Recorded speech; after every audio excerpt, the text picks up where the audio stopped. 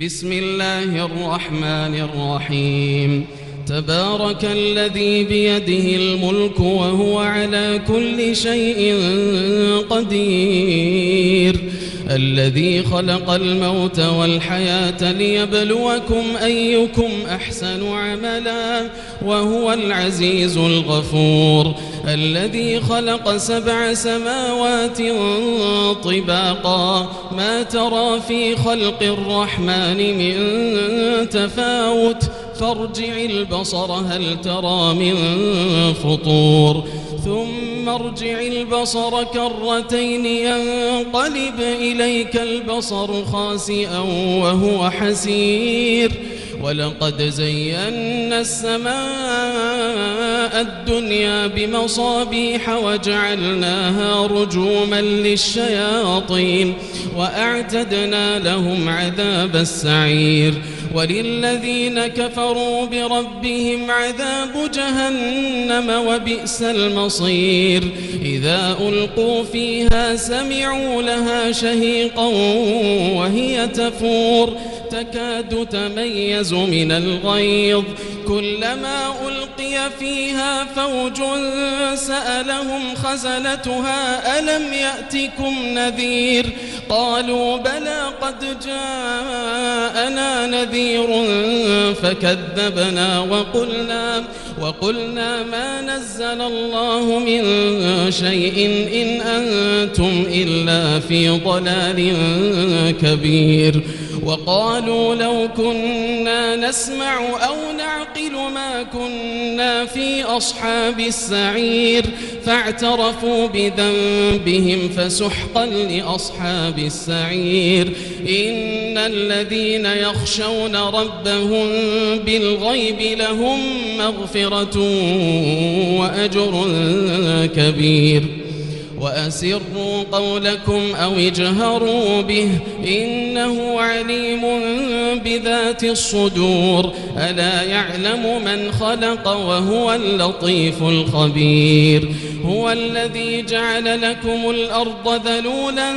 فامشوا في مناكبها وكلوا من رزقه وإليه النشور. أأمنتم من في السماء أن يخسف بكم الأرض فإذا هي تمور،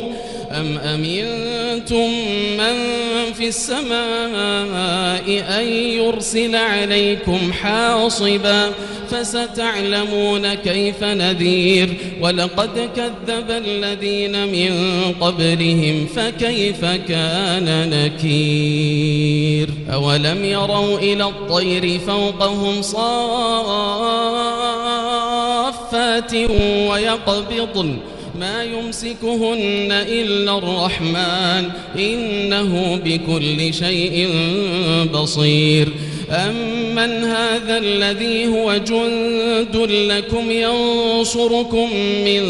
دون الرحمن إن الكافرون إلا في غرور. أمن هذا الذي يرزقكم إن أمسك رزقه بل لجوا في عتو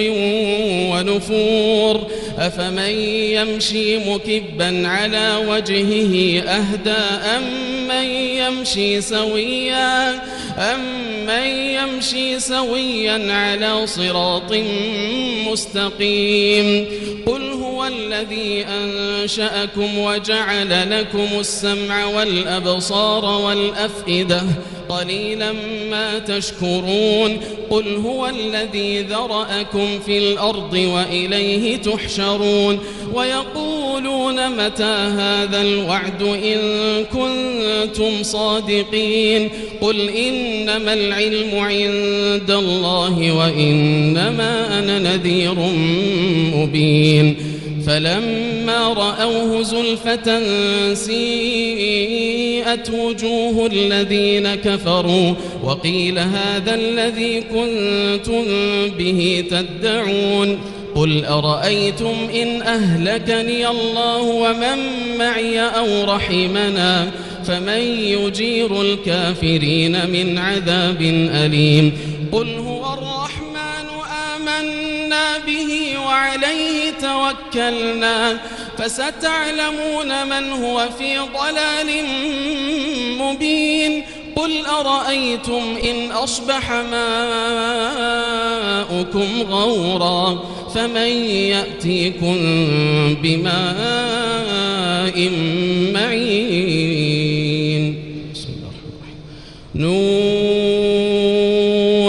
والقلم وما يسطرون ما أنت بنعمة ربك بمجنون وإن لك لأجرا غير ممنون وإنك لعلى خلق عظيم فستبصر ويبصرون بأيكم المفتون إن ربك هو أعلم بمن ضل عن سبيله وهو أعلم بالمهتدين فلا تطع المكذبين ودوا لو تدهن فيدهنون ولا تطع كل حلاف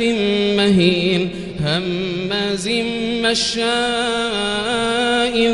بنميم مناع للخير معتد أثيم عتل بعد ذلك زنيم أن كان ذا مال وبنين إذا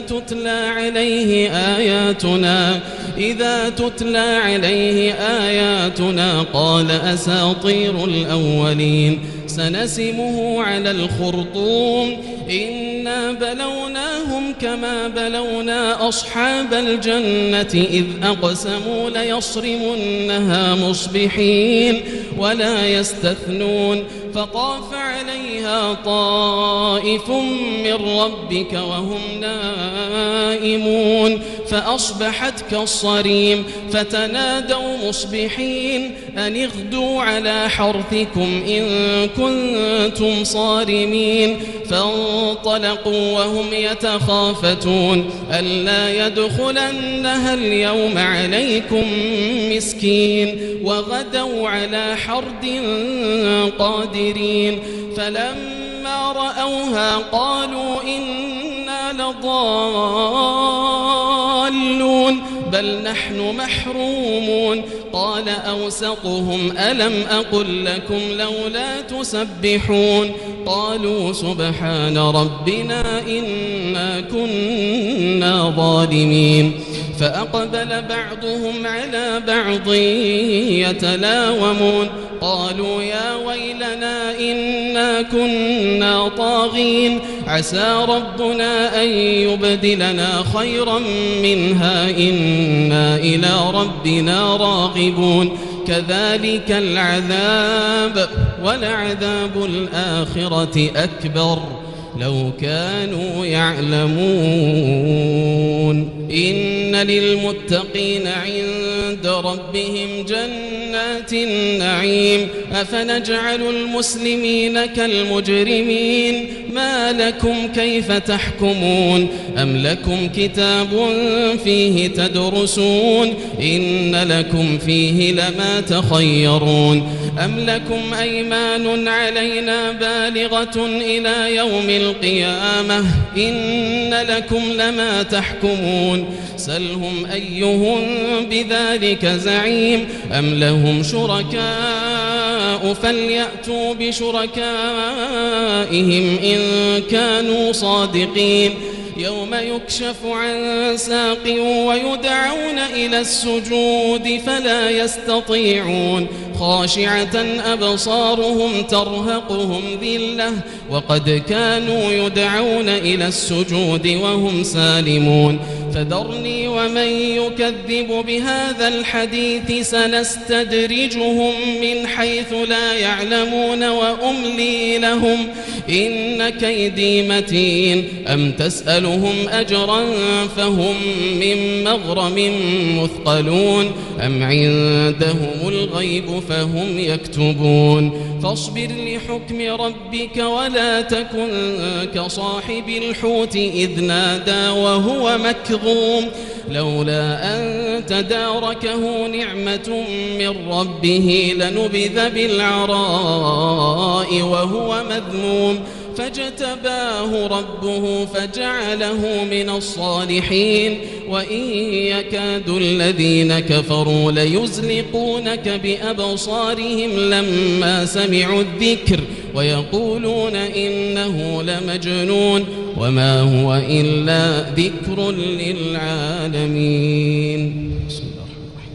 الحاقة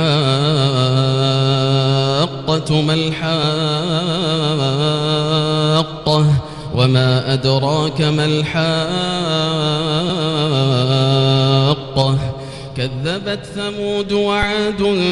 بالقارعة فأما ثمود فأهلكوا بالطاغية وأما عاد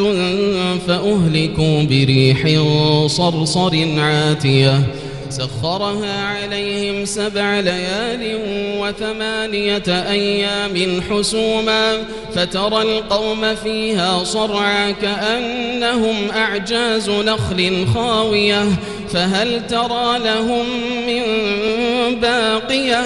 وجاء فرعون ومن قبله والمؤتفكات بالخاطئة فعصوا رسول ربهم فأخذهم أخذة رابية إنا لما طغى الماء حملناكم في الجارية لنجعلها لكم تذكرة وتعيها أذن واعية فإذا نفخ في الصور نفخة واحدة وحملت الأرض والجبال فدكتا دكة واحدة فيومئذ وقعت الواقعة وانشقت السماء فهي يومئذ واهية والملك على أرجائها ويحمل عرش ربك فوقهم يومئذ 8 يومئذ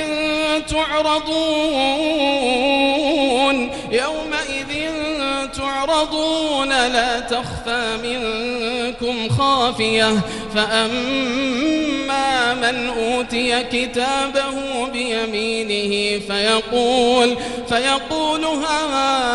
هاؤم اقرءوا كتابيه إني ظننت أني ملاق حسابيه فهو في عيشة راضية في جنة عالية قطوفها دانية كلوا واشربوا هنيئا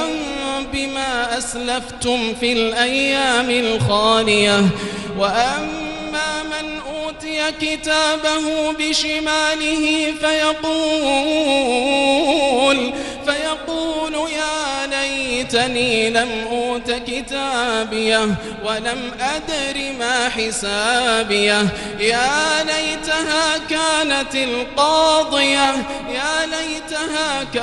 القاضية ما أغنى عني ماليه هلك عني سلطانيه خذوه فغلوه ثم الجحيم صلوه ثم في سلسلة ذرعها 70 ذراعا فاسلكوه إنه كان لا يؤمن بالله العظيم ولا يحض على طعام المسكين فليس له اليوم هاهنا حميم ولا طعام إلا من غسلين لا يأكله إلا الخاطئون فلا أقسم بما تبصرون وما لا تبصرون إنه لقول رسول كريم وما هو بقول شاعر قليلا ما تؤمنون ولا بقول كاهن قليلا ما تذكرون تنزيل من رب العالمين ولو تقول علينا بعض الأقاويل لأخذنا منه باليمين ثم لقطعنا منه الوتين فما منكم من أحد عنه حاجزين وإنه لتذكرة للمتقين وإنا لنعلم أن منكم مكذبين وإنه لحسرة على الكافرين وإنه لحق اليقين فسبح باسم ربك العظيم. سأل سائل بعذاب واقع للكافرين ليس له دافع من الله ذي المعارج تعرج الملائكة والروح إليه في يوم كان مقداره 50,000 سنة فاصبر صبرا جميلا إنهم يرونه بعيدا ونراه قريبا يوم تكون السماء كالمهل وتكون الجبال كالعهن ولا يسأل حميم حميما يبصرونهم يود المجرم لو يفتدي من عذاب يومئذ ببنيه وصاحبته وأخيه وفصيلته التي تؤويه ومن في الأرض جميعا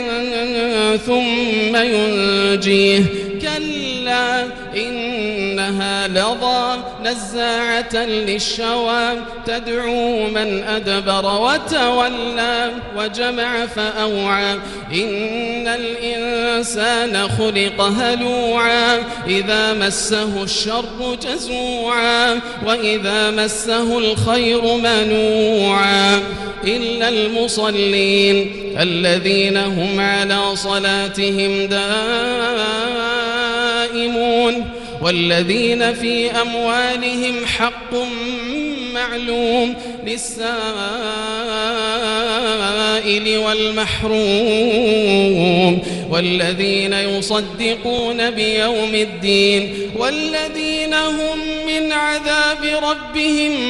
مشفقون إن عذاب ربهم غير مأمون والذين هم لفروجهم حافظون إلا على أزواجهم أو ما ملكت أيمانهم فإنهم غير ملومين فمن ابتغى وراء ذلك فأولئك هم العادون والذين هم لأماناتهم وعهدهم راعون والذين هم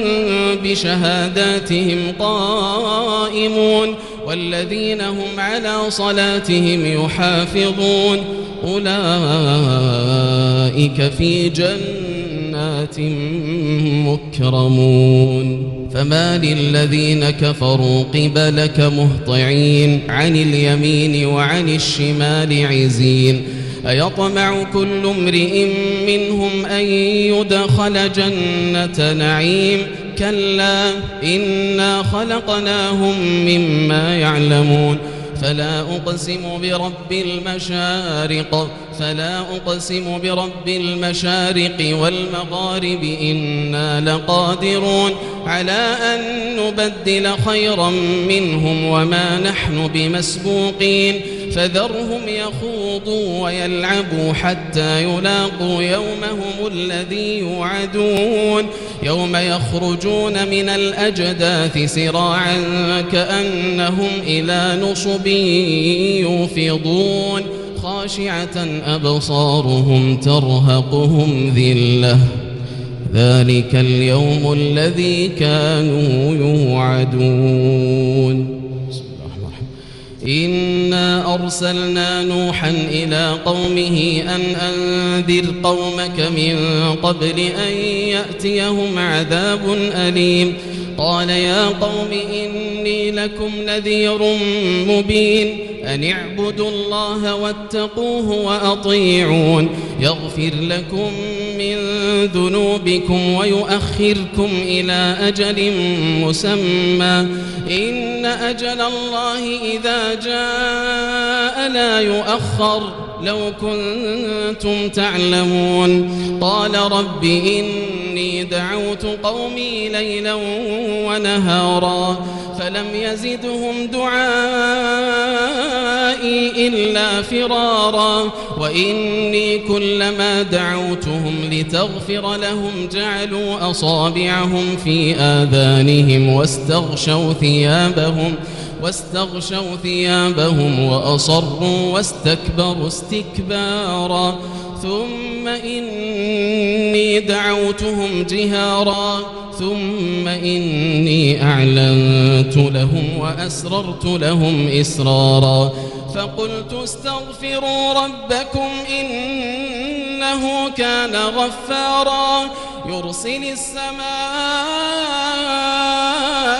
عليكم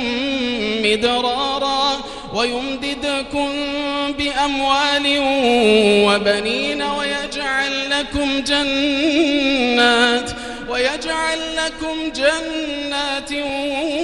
ويجعل لكم أنهارا ما لكم لا ترجون لله وقارا وقد خلقكم أطوارا ألم تروا كيف خلق الله 7 سماوات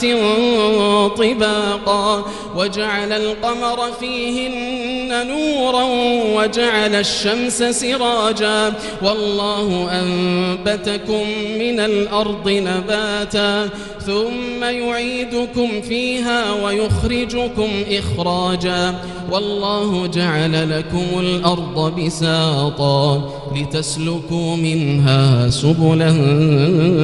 فجاجا قال نوح رب إنهم عصوني واتبعوا من لم يزده ماله وولده إلا خسارا ومكروا مكرا كبارا وقالوا لا تذرن آلهتكم ولا تذرن ودا ولا سواعا ولا يغوث ويعوق ونسرا وقد أضلوا كثيرا ولا تزد الظالمين إلا ضلالا مما خطيئاتهم أغرقوا فأدخلوا نارا فلم يجدوا لهم من دون الله أنصارا وقال نوح رب لا تذر على الأرض من الكافرين ديارا إنك إن تذرهم يضلوا عبادك ولا يلدوا إلا فاجرا كفارا رب اغفر لي ولوالدي ولمن دخل بيتي مؤمنا وللمؤمنين والمؤمنات ولا تزد الظالمين إلا تبارا قل أوحي إلي أنه استمع نفر من الجن فقالوا إنا سمعنا قرآنا عجبا يهدي إلى الرشد فآمنا به ولن نشرك بربنا أحدا وأنه تعالى جد ربنا ما اتخذ صاحبة ولا ولدا وأنه كان يقول سفيهنا على الله شططا وأنا ظننا أن لن تقول الإنس والجن على الله كذبا وأنه كان رجال من الإنس يعوذون برجال من الجن فزادوهم رهقا وأنهم ظنوا كما ظننتم أن لن يبعث الله أحدا وأنا لمسنا السماء فوجدناها ملئت حرسا شديدا وشهبا وأنا كنا نقعد منها مقاعد للسمع فمن يستمع الآن يجد له شهابا رصدا وأنا لا ندري أشر أريد بمن في الأرض أم أراد بهم ربهم رشدا وأن وأنا منا الصالحون ومنا دون ذلك كنا طرائق قددا وأنا ظننا أن لن نعجز الله في الأرض ولن نعجزه هربا وأنا لما سمعنا الهدى آمنا به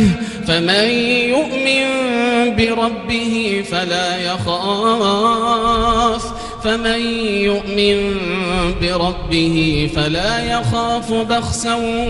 ولا رهقا وأنا منا المسلمون ومنا القاسطون فمن أسلم فأولئك تحروا رشدا وأما القاسطون فكانوا لجهنم حطبا وأن لو استقاموا على الطريقة لأسقيناهم ماء غدقا لنفتنهم فيه ومن يعرض عن ذكر ربه يسلكه عذابا صعدا وأن المساجد لله فلا تدعوا مع الله أحدا وأنه لما قام عبد الله يدعوه كادوا يكونون عليه لبدا قل إنما أدعو ربي ولا أشرك به أحدا قل إني لا أملك لكم ضرا ولا رشدا قل إني لن يجيرني من الله أحد ولن أجد من دونه ملتحدا إلا بلاغا من الله ورسالاته ومن يعص الله ورسوله فإن له نار جهنم خالدين فيها أبدا حتى إذا رأوا ما يوعدون فسيعلمون من أضعف ناصرا وأقل عددا قل إن أدري أقريب ما توعدون أم يجعل له ربي أمدا عالم الغيب فلا يظهر على غيبه أحدا إلا من ارتضى من رسول فإنه يسلك من بين يديه ومن خلفه رصدا ليعلم أن قد أبلغوا رسالات ربهم وأحاط بما لديهم وأحصى كل شيء عددا يا أيها المزمل قم الليل إلا قليلا نصفه أو انقص منه قليلا أو زد عليه ورتل القرآن ترتيلا إنا سنلقي عليك قولا ثقيلا إن ناشئة الليل هي أشد وطئا وأقوم قيلا إن لك في النهار سبحا طويلا واذكر اسم ربك وتبتل إليه تبتيلا رب المشرق والمغرب لا إله إلا هو فاتخذه وكيلا واصبر على ما يقولون واهجرهم هجرا جميلا وذرني والمكذبين أولي النعمة ومهلهم قليلا إن لدينا أنكالا وجحيما وطعاما ذا غصة وعذابا أليما يوم ترجف الأرض والجبال وكانت الجبال كثيبا مهيلا إنا أرسلنا إليكم رسولا شاهدا عليكم كما أرسلنا إلى فرعون رسولا فعصى فرعون الرسول فأخذناه أخذا وبيلا فكيف تتقون إن كفرتم يوما يجعل الولدان شيبا السماء منفطر به كان وعده مفعولا إن هذه تذكرة فمن شاء اتخذ إلى ربه سبيلا إن ربك يعلم أنك تقوم أدنى من ثلثي الليل ونصفه وثلثه وطائفة من الذين معك والله يقدر الليل والنهار علم أن لن تحصوه فتاب عليكم فاقرؤوا ما تيسر من القرآن علم أن سيكون منكم مرضى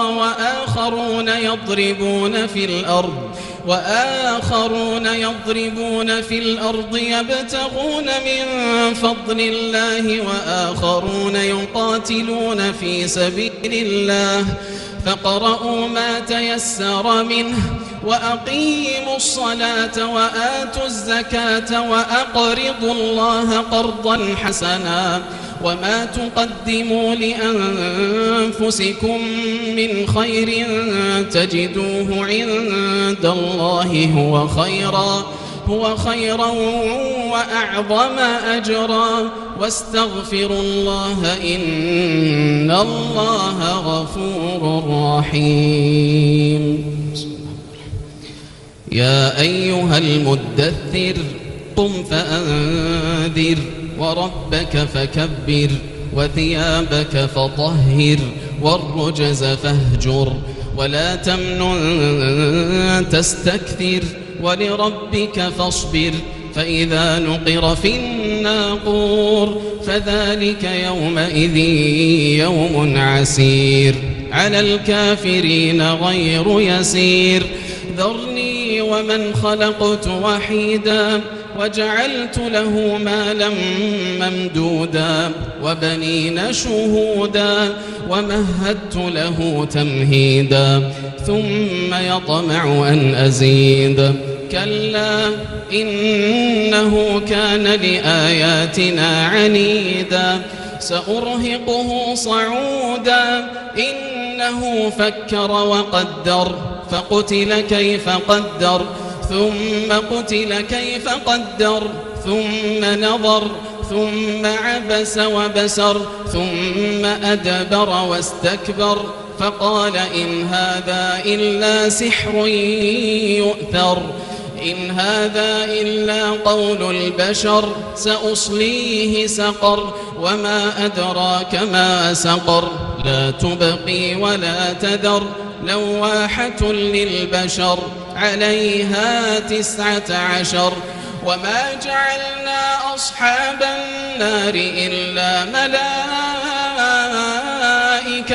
وما جعلنا عدتهم إلا فتنة للذين كفروا ليستيقن الذين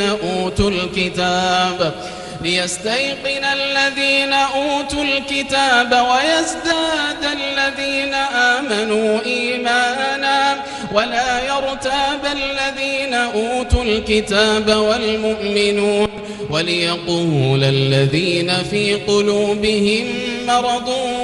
والكافرون ماذا أراد الله بهذا مثلا كذلك يضل الله من يشاء ويهدي من يشاء وما يعلم جنود ربك إلا هو وما هي إلا ذكرى للبشر كلا والقمر والليل إذ أدبر والصبح إذا أسفر إنها لإحدى الكبر نذيرا للبشر لمن شاء منكم أن يتقدم أو يتأخر كل نفس بما كسبت رهينة إلا أصحاب اليمين في جنات يتساءلون عن المجرمين ما سلككم في سقر قالوا لم نك من المصلين ولم نك نطعم المسكين وكنا نخوض مع الخائضين وكنا نكذب بيوم الدين حتى أتانا اليقين فما تنفعهم شفاعة الشافعين فما لهم عن التذكرة معرضين كأنهم حمر مستنفرة فرت من قسورة بل يريد كل امرئ منهم أن يؤتى صحفا منشرة كلا بل لا يخافون الآخرة كلا إنه تذكرة فمن شاء ذكره وما يذكرون إلا أن يشاء الله هو أهل التقوى وأهل المغفرة. لا أقسم بيوم القيامة ولا أقسم بالنفس اللوامة أيحسب الإنسان أن لن نجمع عظامه بلى قادرين على أن نسوي بنانه بل يريد الإنسان ليفجر أمامه يسأل أيان يوم القيامة فإذا برق البصر وخسف القمر وجمع الشمس والقمر يقول الإنسان يومئذ أين المفر كلا لا وزر إلى ربك يومئذ المستقر ينبأ الإنسان يومئذ بما قدم وأخر بل الإنسان على نفسه بصيرة ولو ألقى معاذيره لا تحرك به لسانك لتعجل به إن علينا جمعه وقرآنه فإذا قرأناه فاتبع قرآنه ثم إن علينا بيانه كلا بل تحبون العاجلة وتذرون الآخرة وجوه يومئذ ناظرة إلى ربها ناظرة ووجوه يومئذ باسرة تظن أن يفعل بها فاقرة كلا إذا بلغت التراقي وقيل من راق كلا إذا بلغت التراقي وقيل من راق وظن أنه الفراق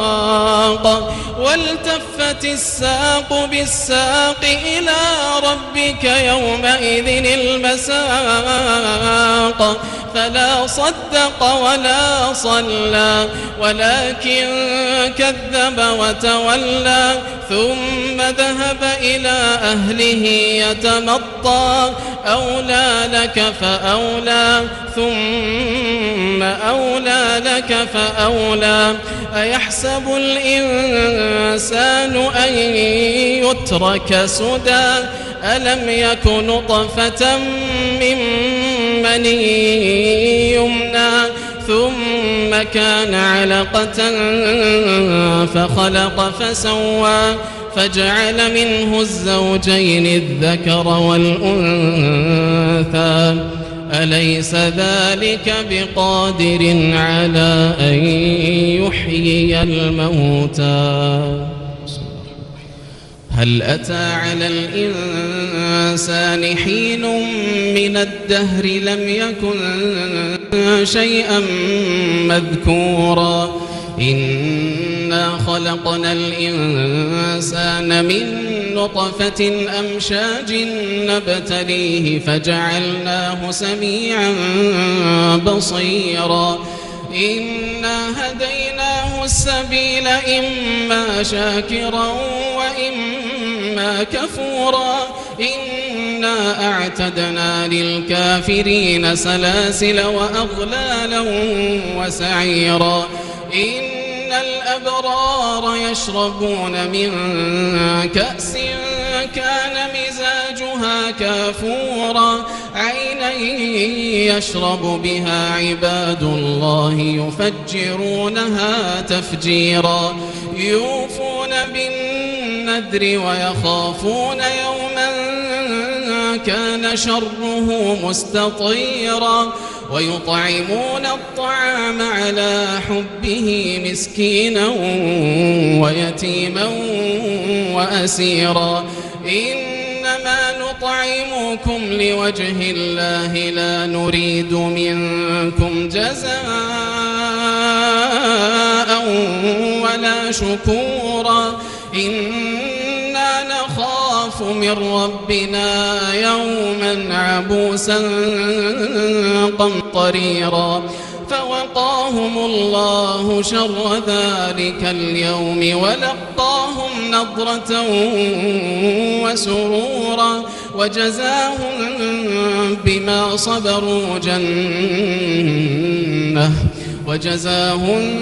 بما صبروا جنة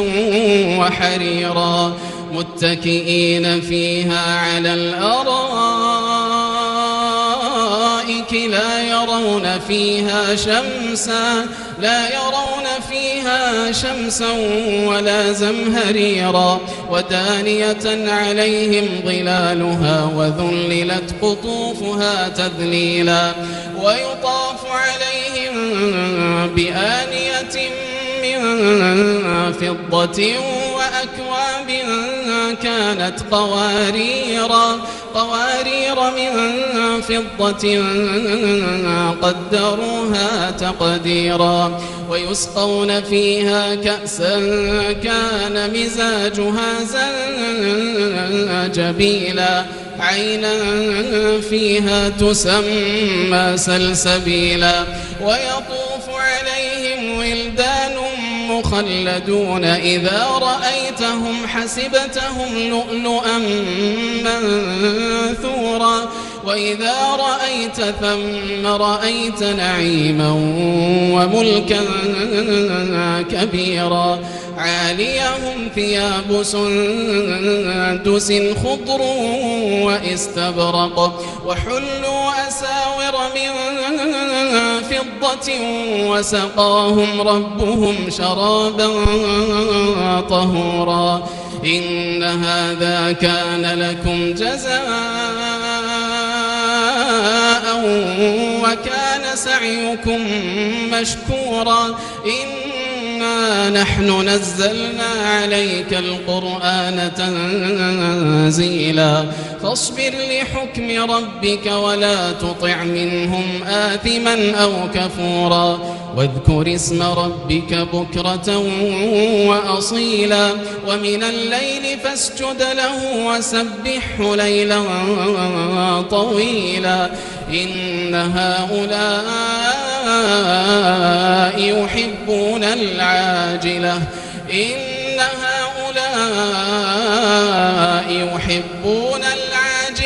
ويذرون وراءهم